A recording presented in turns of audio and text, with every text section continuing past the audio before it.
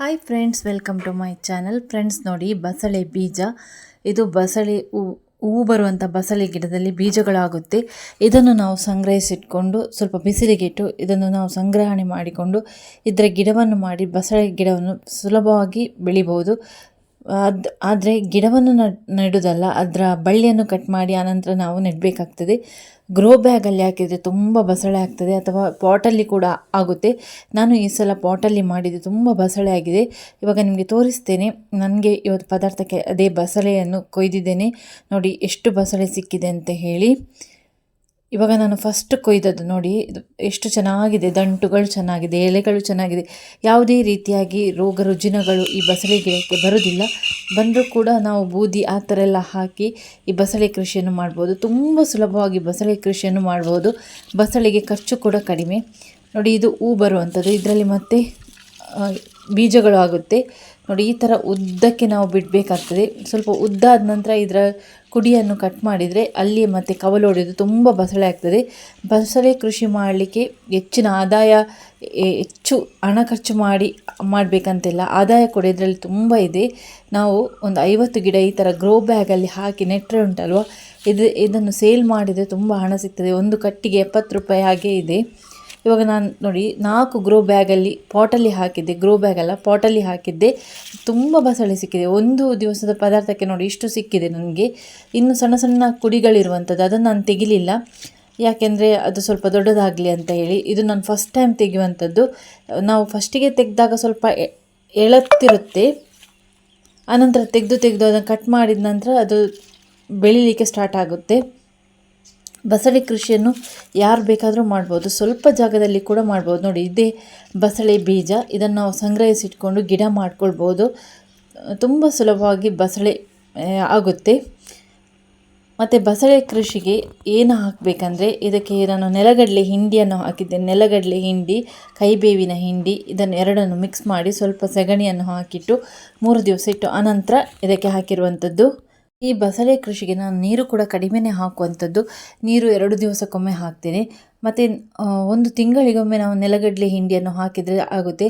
ಬೇರೆ ಯಾವುದೇ ರೀತಿಯಾಗಿ ಗೊಬ್ಬರ ಬೇಡ. ಮತ್ತು ಹುಡಿ ಸೆಗಣಿ ಇದ್ದರೆ ಅದನ್ನು ಕೂಡ ಹಾಕ್ಬೋದು, ಸುಡುಮಣ್ಣು ಇದ್ದರೆ ಅದನ್ನು ಕೂಡ ಹಾಕ್ಬೋದು. ಯಾವುದೇ ಗೊಬ್ಬರವನ್ನು ಕೂಡ ಈ ಬಸಳೆ ಕೃಷಿ ತೆಗೆದುಕೊಳ್ಳುತ್ತೆ, ಯಾವುದು ಬೇಡ ಅಂತ ಇಲ್ಲ. ಮತ್ತು ಬಸಳೆ ದಂಟುಗಳು ತುಂಬ ತೋರವಾಗಿ ಬರಬೇಕಾದ್ರೆ ನೀವು ನೆಲಗಡಲೆ ಹಿಂಡಿಯನ್ನು ಹಾಕಿದರೆ ತುಂಬ ತೋರವಾಗಿ ಬರುತ್ತೆ. ಬೇರೆ ಯಾವುದೇ ಗೊಬ್ಬರ ಇದಕ್ಕೆ ಅವಶ್ಯಕತೆ ಇಲ್ಲ. ಬಸಳೆ ನಮ್ಮ ಆರೋಗ್ಯಕ್ಕೆ ತುಂಬ ಒಳ್ಳೆಯದು. ಇದು ತುಂಬ ತಂಪನ್ನು ಕೊಡುವಂಥದ್ದು. ಕರಾವಳಿ ಭಾಗದಲ್ಲಿ ಹೆಚ್ಚಿನ ಮನೆಗಳಲ್ಲಿ ಬಸಳೆ ಕೃಷಿಯನ್ನು ಮಾಡ್ತಾರೆ. ಸ್ವಲ್ಪ ಜಾಗದಲ್ಲಿ ಮಾಡ್ಕೊಳ್ಬೋದು, ಆದರೆ ನನಗೆ ನೆಲದಲ್ಲಿ ಅದು ಅಷ್ಟು ಸೆಟ್ಟಾಗಿ ಬರೋದಿಲ್ಲ. ನಾನು ಅದಕ್ಕೆ ಈ ಸಲ ಪಾಟಲ್ಲಿ ಹಾಕಿದ್ದೇನೆ. ಪಾಟಲ್ಲಿ ತುಂಬ ಚೆನ್ನಾಗಿ ಬಂದಿದೆ. ಹಾಕುವಾಗ ನಾನು ಮಣ್ಣು ಮತ್ತು ಕೆಂಪು ಮಣ್ಣನ್ನು ಹಾಕಿರುವಂಥದ್ದು. ಮಣ್ಣು ಮತ್ತು ಮರಳನ್ನು ಒಟ್ಟಿಗೆ ಮಿಕ್ಸ್ ಮಾಡಿ, ಮತ್ತು ಉಡಿ ಸೆಗಣಿ ಇರ್ತದೆ ನೋಡಿ, ಹಸಿ ಸೆಗಣಿ ಅಲ್ಲ, ಉಡಿ ಸೆಗಣಿಯನ್ನು ಅದಕ್ಕೆ ಹಾಕಿದ್ದೇನೆ. ಮತ್ತು ಯಾವುದಾದ್ರೂ ಕಾಂಪೋಸ್ಟ್ ಗೊಬ್ಬರ ಇದ್ದರೆ ಹಾಕ್ಕೊಳ್ಬೋದು, ಅದು ಬೇಕು ಅಂತ ಇಲ್ಲ. ಉಡಿ ಸೆಗಣಿ ಇದ್ದರೆ ಅದು ಕೂಡ ನಡೆಯುತ್ತೆ. ಮತ್ತು ಸ್ವಲ್ಪ ಬೂದಿಯನ್ನು ಹಾಕ್ಕೊಳ್ಬೇಕು. ಯಾವುದೇ ರೀತಿಯಾಗಿ ಅದಕ್ಕೆ ರೋಗ ರುಜಿನಗಳು ಬರೋದಿಲ್ಲ. ಅದು ಮಣ್ಣಿಗೆ ನಾವು ಮಿಕ್ಸ್ ಮಾಡಿ ಹಾಕಿದರೆ ತುಂಬ ಒಳ್ಳೆಯದು.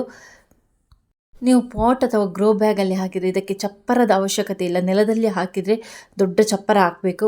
ನಾನು ಗ್ರೋ ಬ್ಯಾಗಲ್ಲಿ ಪಾಟಲ್ಲಿ ಹಾಕಿರೋದ್ರಿಂದ ಇದಕ್ಕೆ ಆಚೆ ಈಚೆ ಕೋಲನ್ನು ಊರಿ ಮಧ್ಯಭಾಗಕ್ಕೆ ಒಂದು ಕೋಲನ್ನು ಹಾಕಿದ್ದೇನೆ ಅಷ್ಟೇ. ಯಾಕೆಂದರೆ ಬಸಳೆ ಬಳ್ಳಿ ಚಪ್ಪರದಲ್ಲಿ ಹೋದರೆ ತುಂಬ ಚೆನ್ನಾಗಿ ಬರುತ್ತೆ. ನೆಲದಲ್ಲಿ ಎಲ್ಲ ಅಷ್ಟು ಚೆನ್ನಾಗಿ ಬರುವುದಿಲ್ಲ.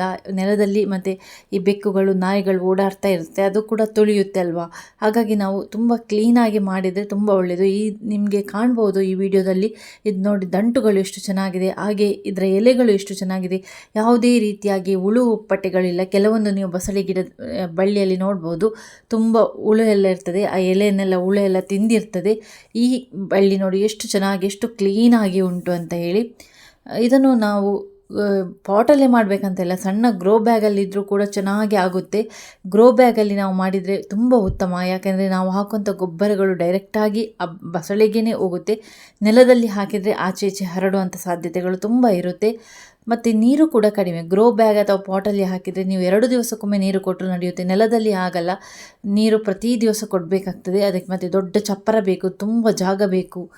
ಆ ಗ್ರೋ ಬ್ಯಾಗ್ ಅಥವಾ ಪಾಟ್ ಅದಕ್ಕೆ ಜಾಗ ಕೂಡ ಕಮ್ಮಿ, ಸ್ವಲ್ಪ ಸ್ವಲ್ಪ ಜಾಗದಲ್ಲಿ ಇಟ್ಟರೆ ಸಾಕಾಗ್ತದೆ.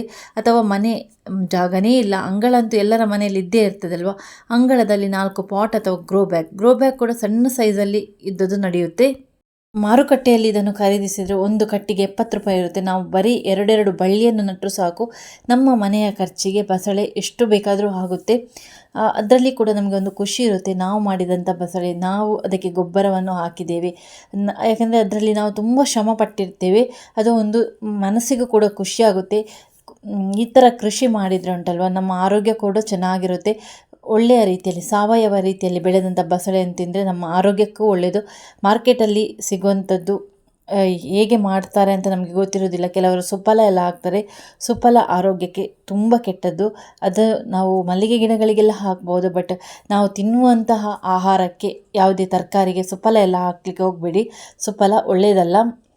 ಮಾರಾಟ ಮಾಡುವವರು ಹೆಚ್ಚು ಬಸಳೆ ಆಗಲಿ ಆಗ ಸೇಲ್ ಮಾಡಲಿಕ್ಕೂ ಕೂಡ ಸೇಲ್ ಮಾಡ್ಬೋದು, ತುಂಬ ಹಣ ಸಿಗ್ತದೆ ಅನ್ನೋ ಉದ್ದೇಶದಿಂದ ಮಾಡಿರ್ತಾರೆ. ಅದೇ ನಮ್ಮ ಮನೆಯಲ್ಲಿ ಆದರೆ ನಾವು ಆರೋಗ್ಯಕರವಾಗಿ ಅದಕ್ಕೆ ಏನು ಬೇಕು ಅಂದರೆ ಸೆಗಣಿ ಎಲ್ಲ ತುಂಬ ಒಳ್ಳೆಯದು ಬಸಳೆ ಗಿಡಕ್ಕೆ. ಅದು ಯಾವುದೇ ರೀತಿಯಾಗಿ ಕೆಮಿಕಲ್ ಅಲ್ಲ, ಸಾವಯವ ಗೊಬ್ಬರ. ಈ ರೀತಿಯಾಗಿ ಮಾಡಿದರೆ ನಮ್ಮ ಆರೋಗ್ಯಕ್ಕೂ ಕೂಡ ತುಂಬ ಒಳ್ಳೆಯದು. ಕೃಷಿಯನ್ನು ಆದಷ್ಟು ಮನೆಯಲ್ಲೇ ಮಾಡಿ. ಯಾವುದೇ ರೀತಿಯ ತರಕಾರಿ ಇರ್ಬೋದು, ಬರೀ ಜಾಗ ಬೇಕು ಅಂತ ಇಲ್ಲ, ಗ್ರೋ ಬ್ಯಾಗಲ್ಲಿ ನೆಟ್ಟರು ಕೂಡ ತರಕಾರಿ ತುಂಬ ಚೆನ್ನಾಗಿ ಬರುತ್ತೆ. ಎಷ್ಟೋ ಜನ ಮಾಡಿ ಮೇಲೆ ಇಟ್ಟು ಗ್ರೋ ಬ್ಯಾಗಲ್ಲಿ ಮಾಡ್ತಾ ಇದ್ದಾರೆ. ಹಾಗೆ ನಮ್ಮ ಮನೆಯ ಖರ್ಚಿಗೆ ಬೇಕಾದಂಥ ತರಕಾರಿಗಳನ್ನು ನಾವೇ ಮಾಡ್ಕೊಳ್ಬೋದು.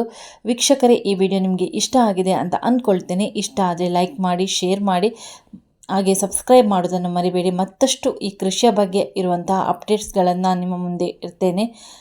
ದಯವಿಟ್ಟು ಚಾನಲನ್ನು ಸಬ್ಸ್ಕ್ರೈಬ್ ಮಾಡ್ಕೊಂಡು ನೋಡಿ. ಮತ್ತೊಂದು ಹೊಸದಾದ ವಿಡಿಯೋದೊಂದಿಗೆ ನಾನು ನಿಮ್ಮನ್ನು ಭೇಟಿ ಆಗ್ತೀನಿ. Thanks for watching.